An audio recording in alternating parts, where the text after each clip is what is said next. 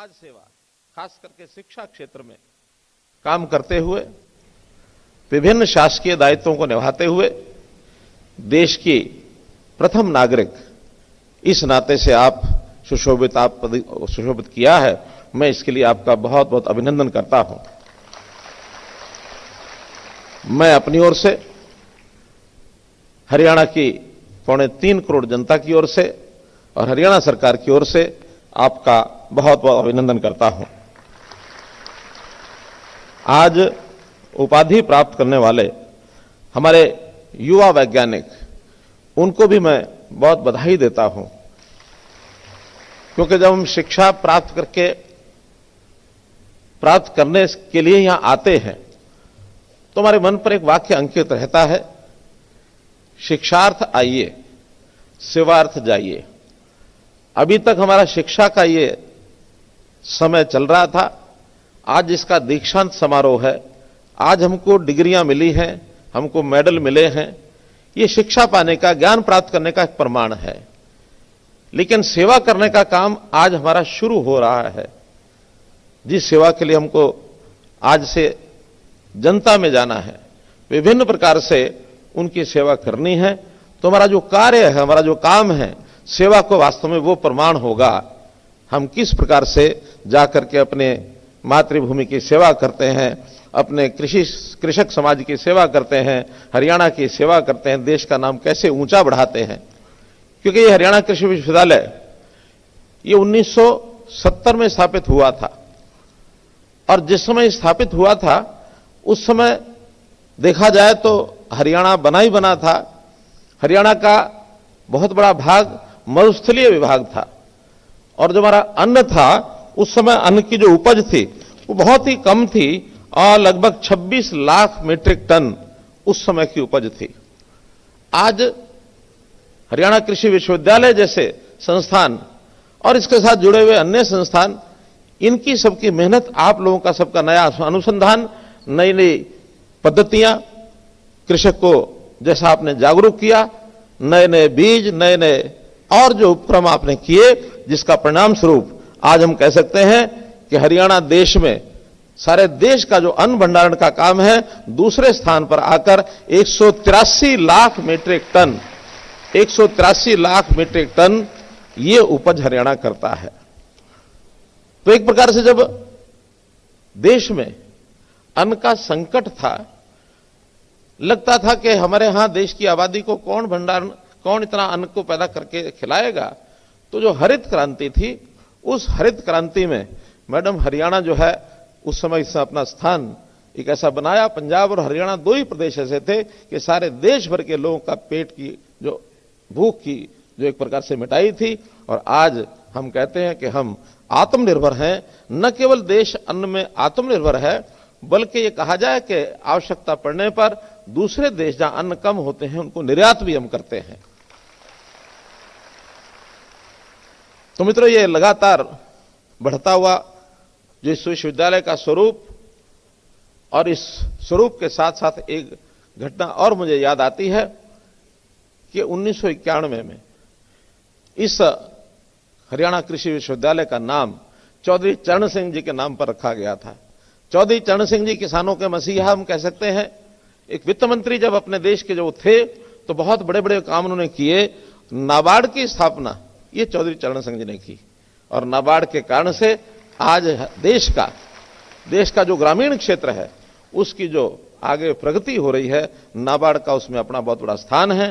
तो ऐसे शख्सियत के नाम पर, चौधरी चरण सिंह जी के नाम पर ये हरियाणा कृषि विश्वविद्यालय का नाम रखा गया है। ये भी हमारे लिए एक अच्छी सौभाग्य की बात है। भाइयों बहनों, आज के इस अवसर पर एक चीज जरूर मैं आपको यानी उल्लेख भी करना चाहूंगा, उसका आग्रह भी करना चाहूंगा। हमने हरित क्रांति, इसके माध्यम से देश को आत्मनिर्भर तो बनाया, लेकिन चुनौती भी साथ में आई है। चुनौतियां क्या आई हैं कि जो अन्न की गुणवत्ता है उसमें कहीं ना कहीं हमारे शरीर पर जिसने असर किया, शरीर की बीमारियां भी ऐसी बढ़ी हैं। केवल मात्रा तो बढ़ती चली गई, गुणवत्ता का शायद ध्यान नहीं रख पाए। तो जो हमारी परंपरागत खेती का तरीका होता था, उसको थोड़ा डेविएट होने के बाद बीमारियां भी साथ में आ गई। कुछ कठिनाइयां हमें पानी की भी आई है। एक चैलेंज पानी का भी हमारे यहां है कि अधिक उत्पादन के लिए पानी की भी उतनी आवश्यकता है, लेकिन पानी हमारे पास मात्रा कम है। इसी प्रकार से जो पानी का दोहन हमने किया है जमीन में से, उसके कारण से डार्क एरिया जोन भी हो गया है। तो मेरा कहने का मतलब है कि चुनौतियां, चाहे वो पानी की चुनौती हो, चाहे वो मौसम की चुनौती, क्योंकि ग्लोबल वार्मिंग का जिस प्रकार से विषय आ गया है कि आज पता नहीं लगता है कि किस समय कौन सा मौसम बदल जाए और कब मौसम के कारण से किसान पर मार पड़ जाए। अभी इसी वर्ष की बात लेते हैं, पक्की फसल की किसान, उसके ऊपर वर्षा मार्च में भी आई, अप्रैल में भी आई। 2015 में मुझे ध्यान में है कि इसी प्रकार फरवरी और मार्च में बहुत बड़ा नुकसान किसान का हुआ था। अब इसमें किसी का दोष नहीं कह सकते, प्राकृतिक चीजें हैं, फिर भी इन चीजों के ऊपर हमको अध्ययन करना होगा, हमको रिसर्च करनी होगी कि हम इन चुनौतियों से कैसे पार पाए। अपनी यानी जो भूमि है, अपनी जमीन है, उसकी गुणवत्ता, उसको भी बरकरार रखना, ये भी हमारे लिए बहुत आवश्यक है, क्योंकि जितना हम जमीन की गुणवत्ता का ध्यान रखेंगे उतनी हमारी फसल भी अच्छी होगी। तो इन सब चुनौतियों को ध्यान में रखते हुए और मात्रा और गुणवत्ता दोनों को हम कैसे ठीक कर सकते हैं, साथ ही उत्पादन जो बढ़ गया है तो इसकी विपणन की भी अपनी कुछ चुनौतियां हैं, इसके भंडारण की भी चुनौतियां हैं। तो ऐसी इन चुनौतियों पर भी मैं जरूर अपेक्षा करूंगा कि आप लोग इसमें अपना काम करें, क्योंकि हम लोग शिक्षा लेकर के, उपाधि लेकर के हम जाएंगे, जब फील्ड में जाएंगे तो एक विषय भारतवर्ष की जो एक विशेषता है, वो विशेषता यह है कि हमारी खेती करने वाला जो किसान है उसकी अपने तरह के अनुभव हैं। अपने तरह के अनुभवों से वो पहले ही इन सब बातों का ध्यान में रखता रहा है कि अगर मौसम खराब होता है तो किस प्रकार की फसल को हमको यानी कैसे उसका बचाव करना चाहिए, अगर पानी कम ज्यादा है उसमें किस प्रकार का करना चाहिए, और मिट्टी की गुणवत्ता क्या है, कौन सी फसल बुआई करनी चाहिए। हम कृषि अनुसंधान तो अब लेटरली बहुत 40-50 वर्ष से कर रहे हैं, लेकिन हमारा किसान परंपरागत खेती जिनका अपना अनुभव है, वो अनुभव बिना शिक्षा के ही उसने प्राप्त किया है। लगातार खेती, जब से मैं समझता हूं मनुष्य की प्रगति खेती के साथ साथ हुई है। अगर ये खेती ना होती इस प्रकार की तो मनुष्य जीवन वास्तव में तो इस प्रकार से जैसे हम प्रगति कर रहे हैं शायद ही कर पाता। तो हम उस अनुभवी किसान की बात को भी ध्यान रखें, देश के मौसम की बात ध्यान रखें, शरीर की आवश्यकता को भी ध्यान रखें। इसका अगर हम रिसर्च करेंगे तो निश्चित रूप से हम जहां आगे बढ़कर के आत्मनिर्भर हुए हैं, वैसे ही गुणवत्ता के रूप में अपने उस प्रकार के काम को भी आगे बढ़ा पाएंगे। और जोत छोटी होती जा रही है, छोटी जोत के कारण से परिवार बढ़ रहे हैं, तो हमको एक ऐसा कृषि का मॉडल, जिसको एकीकृत कृषि मॉडल ये कह सकते हैं, इसमें भी कुछ नए अनुसंधान, नए प्रयोग करने पड़ेंगे। बहुत शुरू हुए हैं, खेती के साथ साथ डेयरी फार्मिंग शुरू हुआ है, मशरूम फार्मिंग शुरू हुई है, कहीं मधुमक्खी फार्मिंग शुरू हुई है, कहीं पर बागवानी का भी अच्छा प्रयोग शुरू हो गए हैं।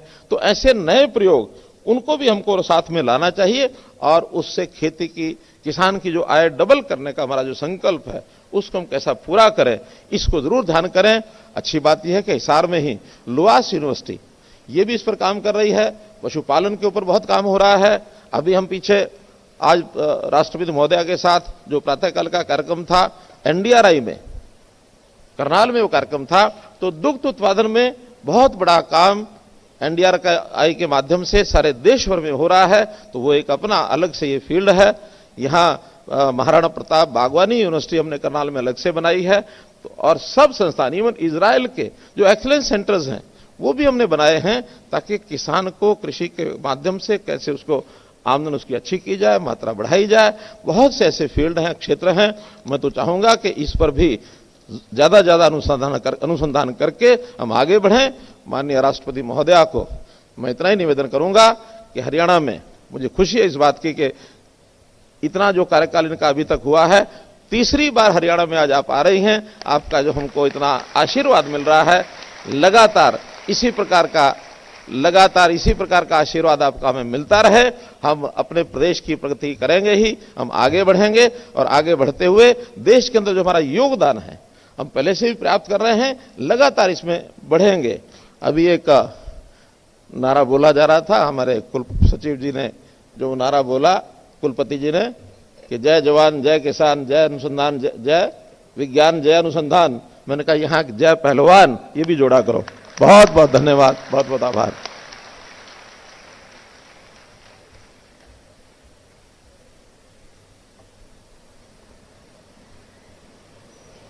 अब मेरा आग्रह है विश्वविद्यालय के कुलाधिपति और राज्य के राज्यपाल माननीय श्री बंडारू दत्तात्रेय जी से उनकी वे अपना अभिभाषण प्रस्तुत करें।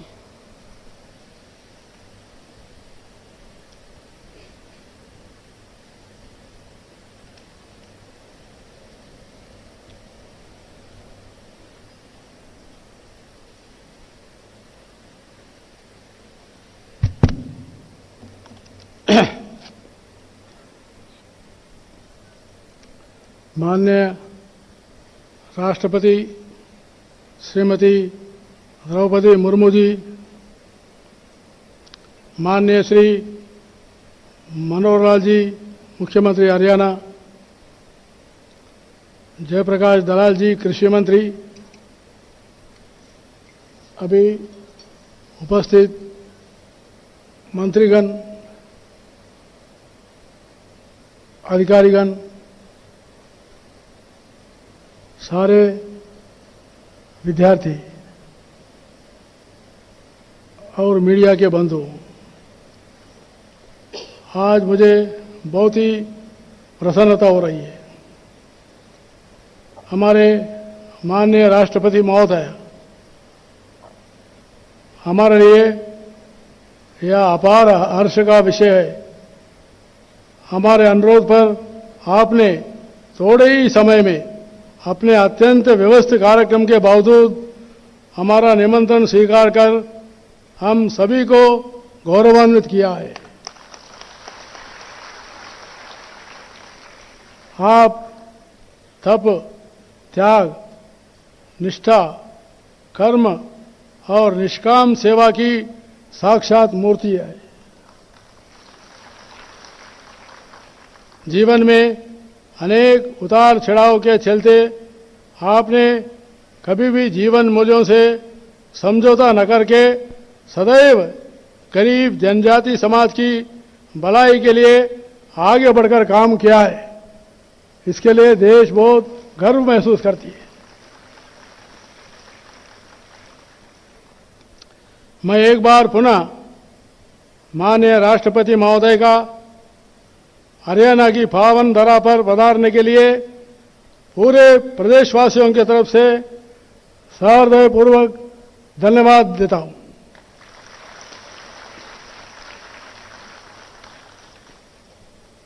महोदय, आपके आगमन से इस संस्था की छवि को नए आयाम मिले। कार्यक्रम में हरियाणा के यशस्वी मुख्यमंत्री श्री मनोहर लाल जी की गौरवमयी उपस्थिति हम सभी को प्रफुल्लित कर रही है। माननीय राष्ट्रपति महोदय, आपके हाबा मंडल से गौरवान्वित इस संस्थान के उन सभी स्नातक छात्रों और दीक्षांत समारोह के प्रतिष्ठित छात्रों को बधाई देता हूं, जिन्हें मेडल और पुरस्कार प्राप्त हुआ है और इस ज्ञान को नई जिम्मेदारियों में रूपांतरित करके अपने जीवन की शुरुआत करने की शुभकामनाएं देता हूं। मुझे बहुत ही प्रसन्नता हुई है। महामहिम राष्ट्रपति जी जब स्वर्ण पदक दिए थे, गोल्ड मेडल दिए थे, 6 गोल्ड मेडल दिया गया है। मैंने देखा, पहला लड़का आया, बाद में लड़की आई, तीसरी भी लड़की आई, चौथा भी लड़की आई, 5वां भी लड़की आई, 6वां जो है एक लड़का मिला। यानी 6 में से 4 जो है बेटियां जो है गोल्ड मेडल प्राप्त करना, ये बहुत ही हर्ष का विषय है। मैं उनको बहुत बहुत अभिनंदन करता हूं। हमारे महिला हर क्षेत्र में आगे बढ़ रहे हैं, हर क्षेत्र में आगे बढ़ रहे हैं। तो इसलिए हमको बहुत गौरवान्वित होता है। मैं इस गौरवमयी संस्था के सांख्य सदस्य को भी उनके बहुमूल्य योगदान के लिए धन्यवाद देना चाहता हूं। विशेष करके हमारे वाइस चांसलर श्री कंबोज जी को बहुत बहुत बधाई देना चाहता हूं। उन्होंने काफी नए इनिशिएटिव लेकर नए नए तकनीकों के साथ इस विश्वविद्यालय को आगे बढ़ाने में काफी काम कर रहे, यशस्वी काम कर रहे। उनको, उनके सारे टीम को इस 25वीं वर्ष दीक्षांत समारोह को मैं धन्यवाद देना चाहता हूं।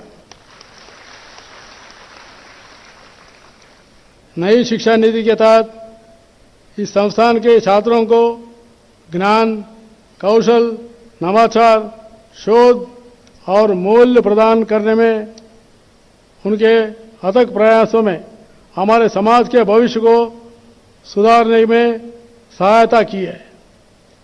जैसा कि आप सभी को विदित है कि अनुसंधान और विकास किसी भी देश का आधार होते हैं। इसलिए मैं आप सभी को देश के गरीब किसानों के स्तरों को ऊंचा उठाने के लिए और अधिक देने की अपील करता हूं। मैं किसानों को भी बधाई देना चाहता हूं, क्योंकि कोविड-19 महामारी के समय में किसानों ने डटकर महामारी के समय में भी खेतों में खेती करके उन्होंने देश को पूरा खाद्यान्न देने में और हमको अन्न देने के लिए जो काम किया है, उसके लिए किसानों को भी धन्यवाद देना चाहता हूं।